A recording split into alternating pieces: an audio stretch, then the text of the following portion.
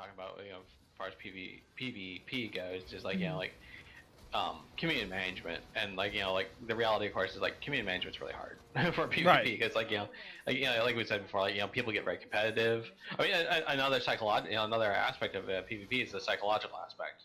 Like trash talking is a tactic, which unfortunately kind of leads to very toxic communities. Right.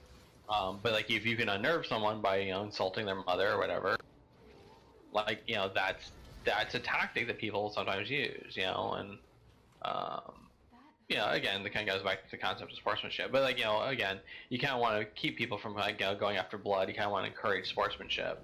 But like the reality is that not everybody's gonna play nice and link hands and sing kumbaya.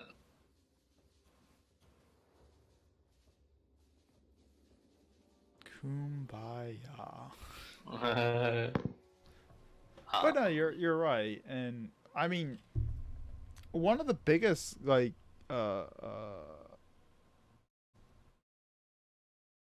did we just complete that without getting detected? Really?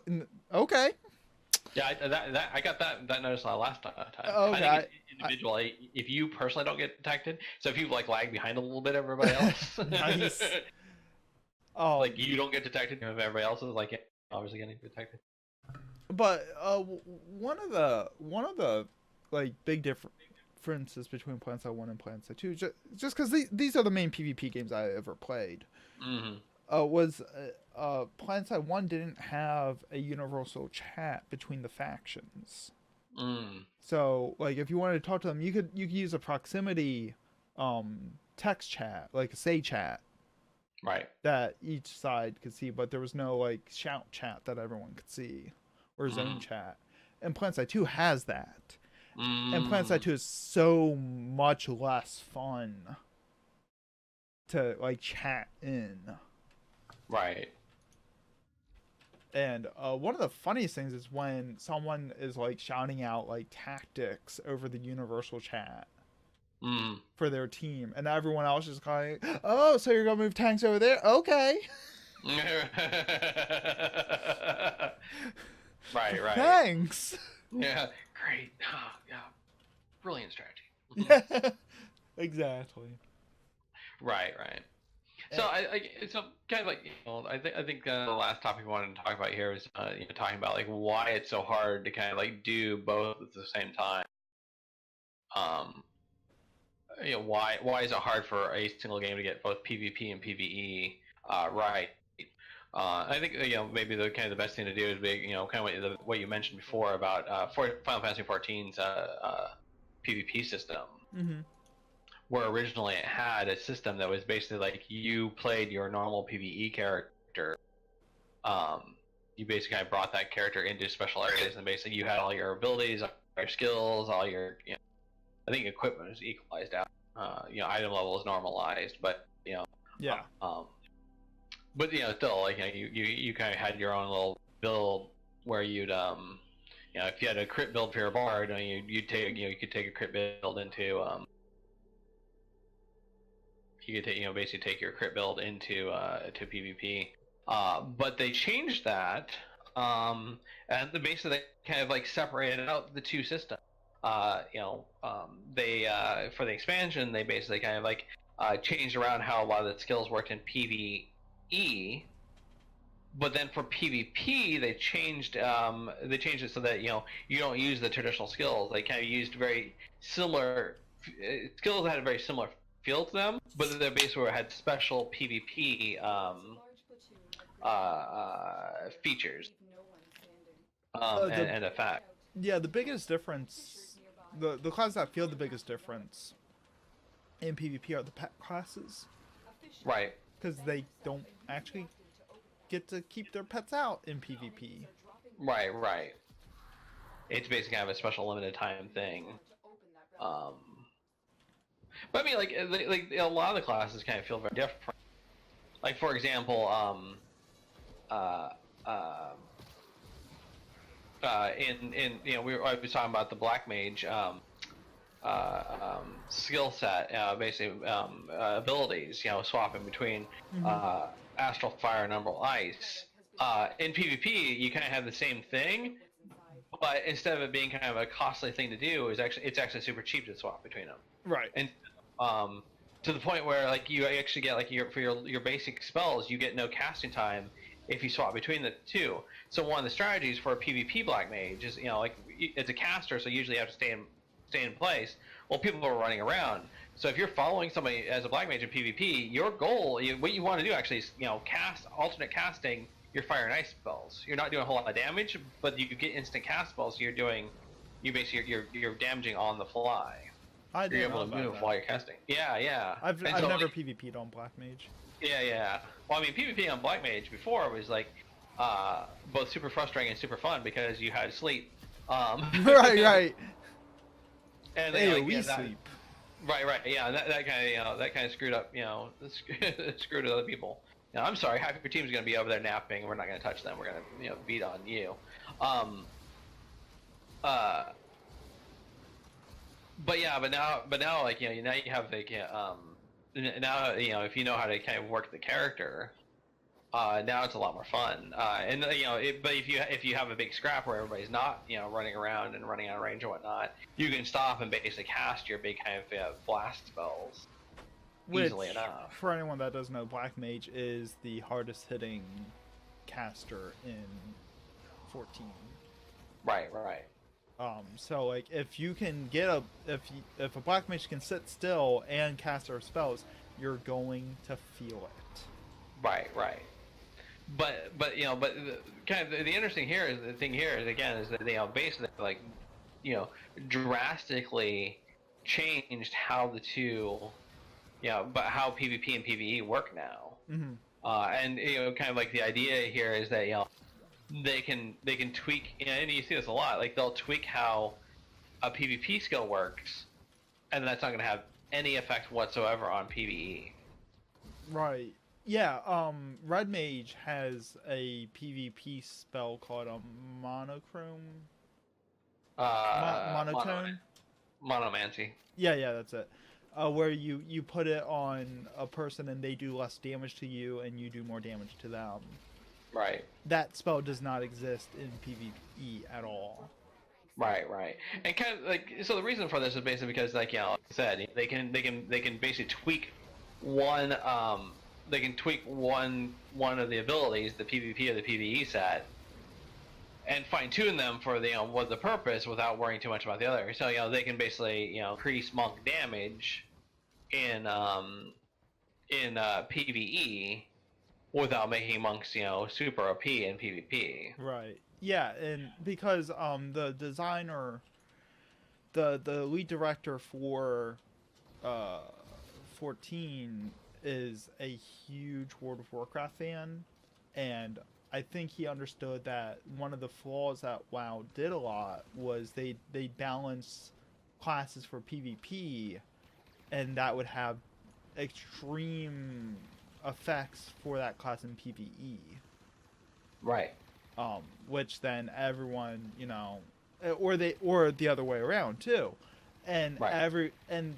that would just upset literally everybody one way or the other. Right.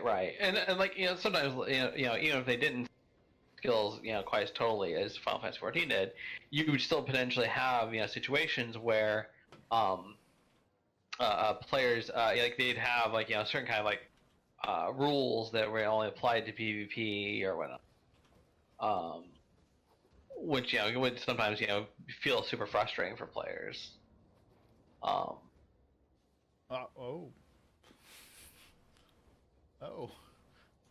pick up the Saren so you get some void traces.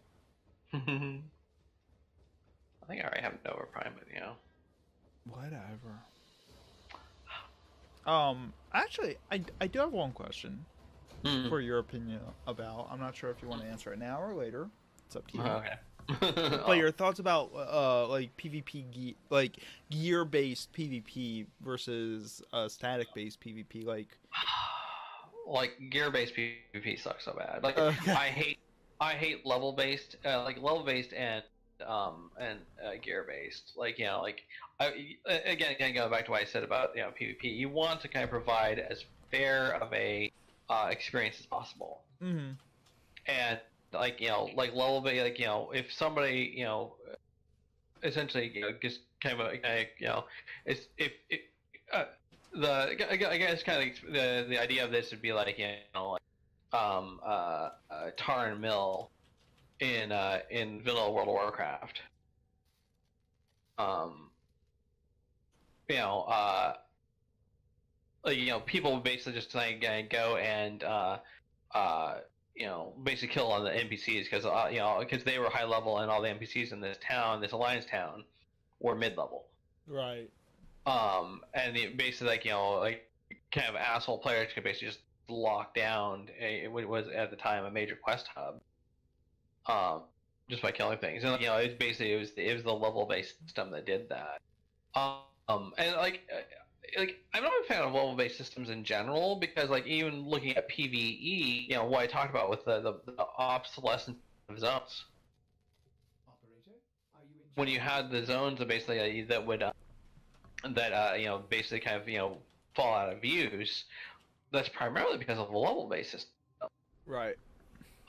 Because I've out leveled the zone, so I fun. I need to go do something else.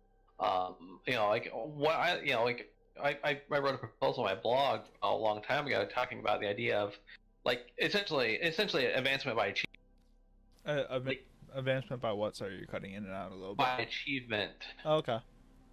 The idea being like you do certain achievements to you do certain achievements and basically get and by basically earning these achievements you basically you advance your character after X achievements or like do like Lord of the Rings Online had a little bit of this. Sorry. Where basically each zone basically had certain things you could do to and then that basically would give you a stat bump. And overall it was a pretty minor thing, but like if you did that for every level, every zone, then you basically have a couple points of higher stats. And I thought like that would be interesting to as an entire advancement system. Go kill 100 orcs in this zone, go kill 100 goblins in this zone. And this becomes something that basically and that becomes like your levels is your right progress in each zone. Exactly, and like and it doesn't kill 100 things. You could be like do enough quests in the zone, explore these 5 points in the zone. Like Lord of the Rings Online had pretty good diversity of things. Right. That you could do. I was actually just thinking about the because I've been playing Smash Brothers a lot.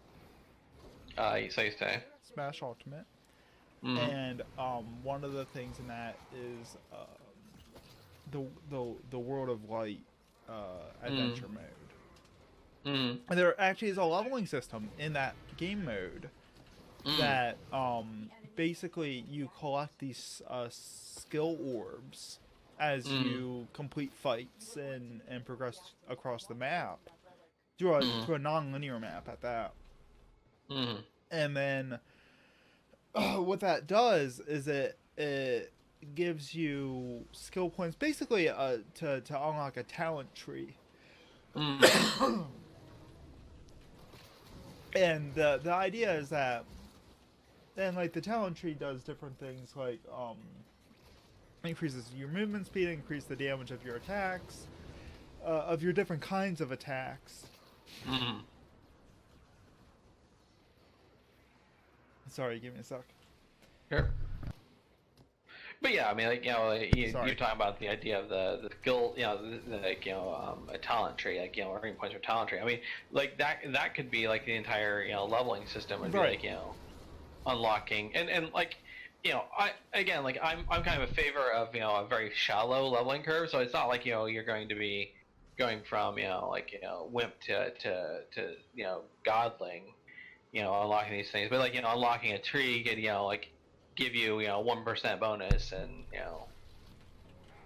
enough to kind of give you some specialization, but not necessarily enough that kind of gives you that let you kind of get completely overpowered compared to other people. Right, and so like playing through World of Light, if you didn't like unlock any skill points at all, you'd be playing the game normal. Like that's normal Smash mode, you know. But then like one of the big talents to get that costs like 100 skill points or whatever. Sorry, I'm just like dying over here. I apologize. In your own time. Okay. When you know what a smash is, like right. When like one of the skill points is when you smash an enemy successfully, you heal a little bit. Oh. And it's like maybe like 1% per smash. Right, but still. Yeah, like that can add up if you're really proficient at getting consecutive smashes. Right. And then there's another talent that reduces your landing lag. So, and landing lag is a stat apparently that I never knew existed, where that determines how long you have to wait between landing a jump and being able to move again. And like we're talking a matter of milliseconds difference. Right. But it can change, basically how it feels a little bit. Right. Exactly. And so like I was just thinking about like non-linear leveling systems and that kind of stuff that would work out really well in a PvP game. Right. Where it's just minor increases that just make something feel a little more fluid.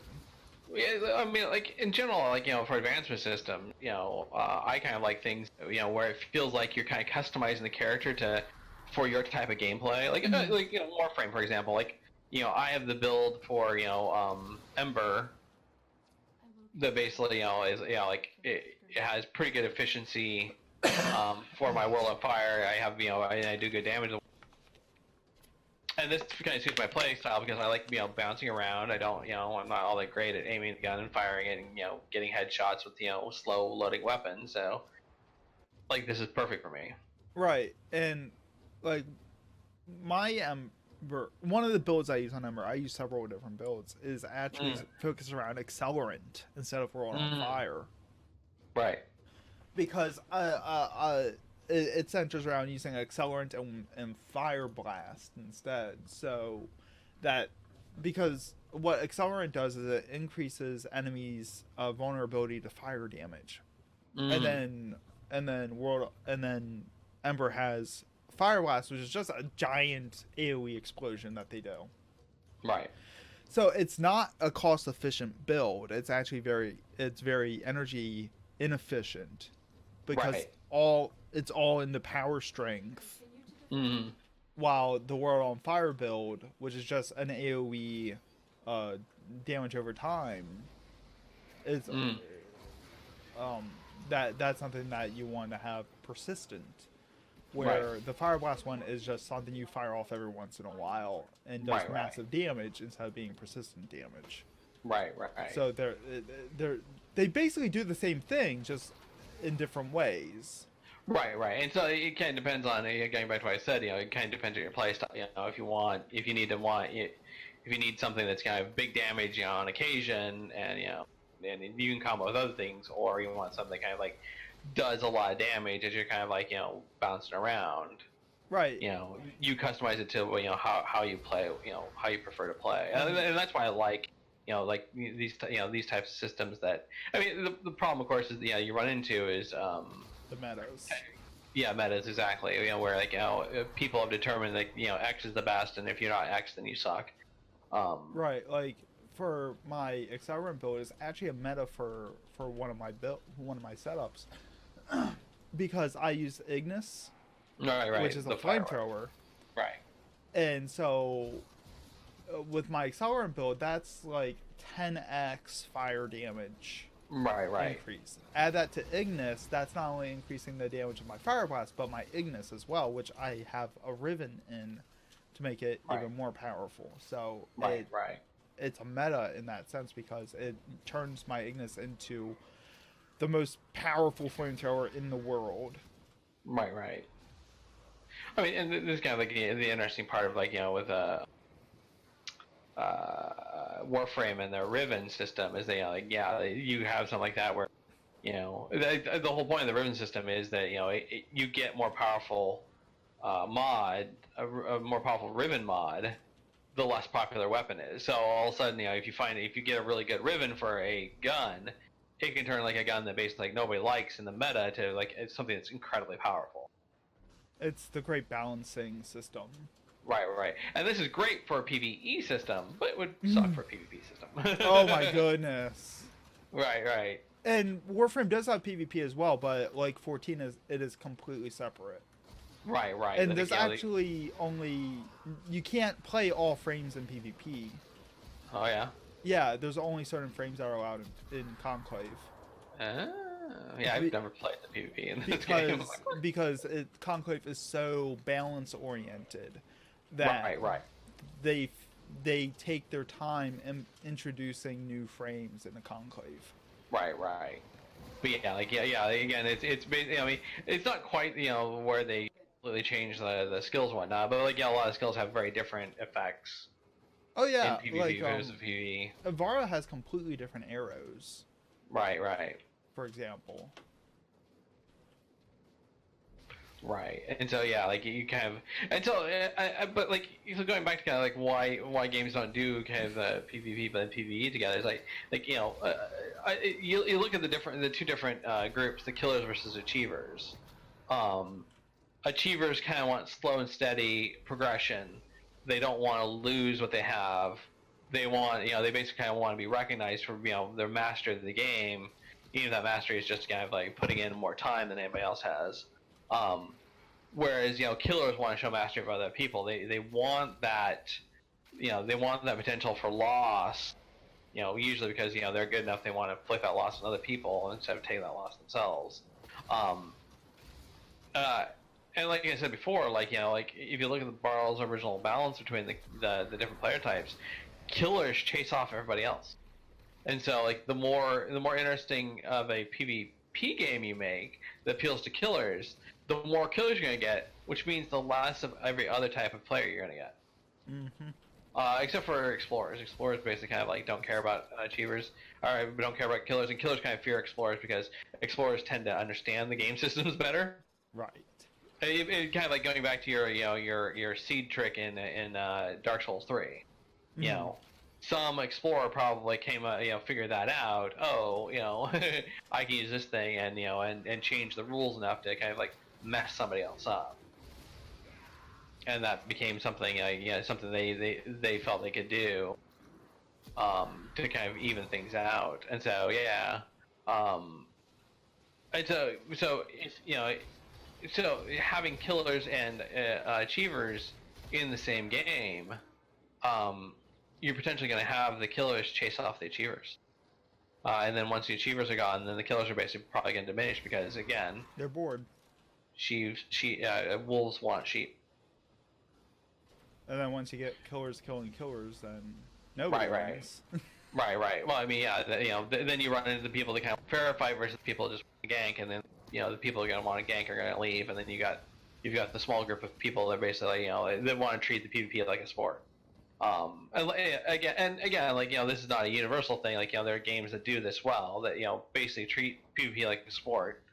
But the important thing here is that they generally are persistent. Right. Those are usually the MOBAs or the arena shooters. Right. Or Call of Duty or Battlefield or. Why are you picking theirs instead of mine? God. Give somebody else the white trace. Listen up, sheeple. Oh, wow. I've been holding on to that one for a while. Oh God, you should have just skipped it.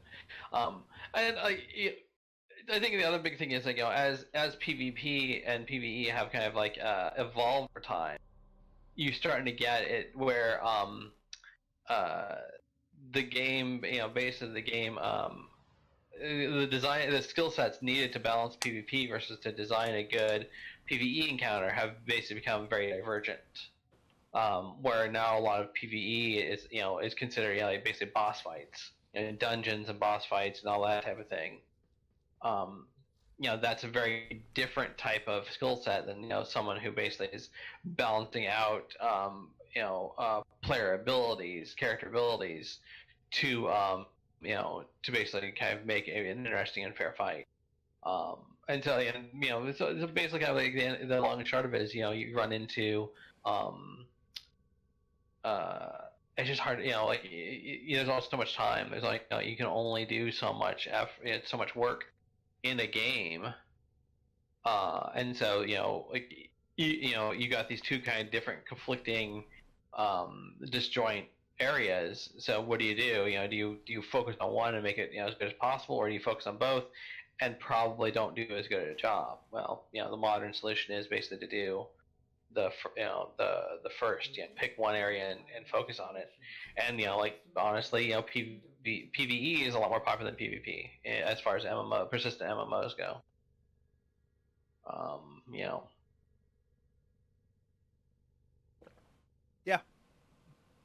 Yeah, I mean, true. Yeah. How many PvP MMOs are there that are popular? Well, I mean, there's people have kept on trying to make them, but they tend to wither and die because there's not enough interest. Like, I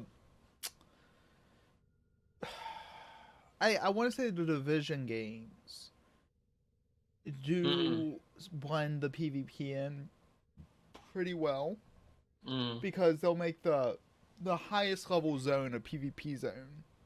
Right. And it's interesting going into them because most of the people that go in there don't want to fight each other, and they won't actually flag themselves for PvP. Right.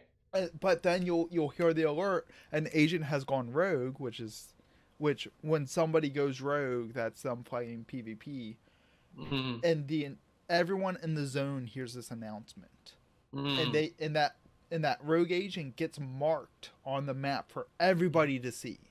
Right. Because it's such a kind of like a big deal. And so then everyone is just like either gonna go after that rogue agent, take them down, or everyone's just gonna be like, oh, they're going north, I'm going this way, bye. Right. But it does make it makes it very interesting once you go into the dark zone. Because all of a sudden the game's different. Like everything's different now. Right. So I will say that they do blend the PvE and PvP interestingly. But then you do get forced into PvP at the high end. Right. And that's I would be as a designer of the stat I'd be interested in is like how many people persist for the game at that point versus how many people kind of go, okay, I got my character max level and I don't want to go in there putting aside the game. Right, so I'm just gonna go into the raids instead. Right. Because like the dark zone is like an alternative to raiding, basically. Right. Or once you finish your weekly raids, then you can go into the dark zone for more if you want to. Right. I did. Dejara did bring up a thing. I just wanted to make sure we were kind of finished. Oh yeah, I think we're kind of we've gone our 3 hours, so I think we kind of do a little Q&A and wrap up. So yeah.